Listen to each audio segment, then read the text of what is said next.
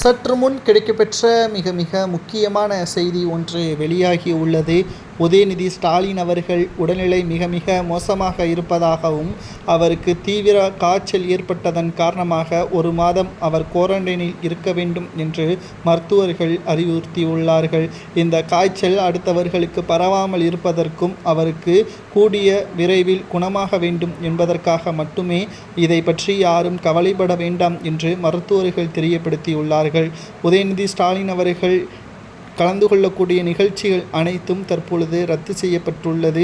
மேலும் தற்பொழுது இன்று நடைபெற்ற நீதிமன்றத்தின் இறுதி தீர்ப்பானது ஒட்டுமொத்த வழக்கும் ஞானசேகரனை சுற்றி கொண்டுதான் இருந்தது. 30 ஆண்டுகள் சிறை தண்டனை, 90,000 அபதாரம் என்று இந்த வழக்கை முடித்துவிட்டார்கள்.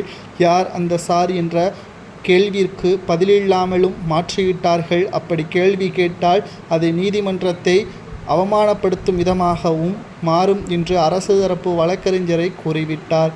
திடீரென்று உதயநிதி ஸ்டாலின் அவர்கள் மருத்துவமனையில் அனுமதிக்கப்பட்டது அவரது உடல்நலத்திற்கா அல்லது கைதிலிருந்து பாதுகாப்பதற்கா என்ற பல்வேறு கேள்விகளும் முன்வைக்கப்பட்டு வருகிறது.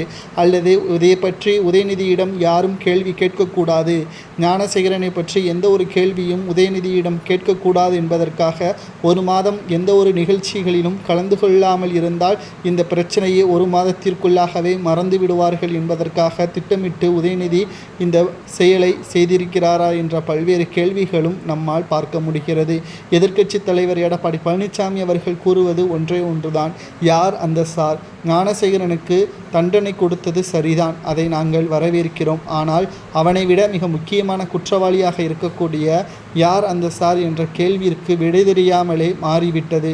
இந்த வழக்கு சிபிஐ துறைக்கு மாற்றப்பட்டிருந்தால் நிச்சயம் இதற்கான உண்மை கிடைத்திருக்கும் என்று எடப்பாடி பழனிசாமி அவர்களும் கூறியுள்ளார்.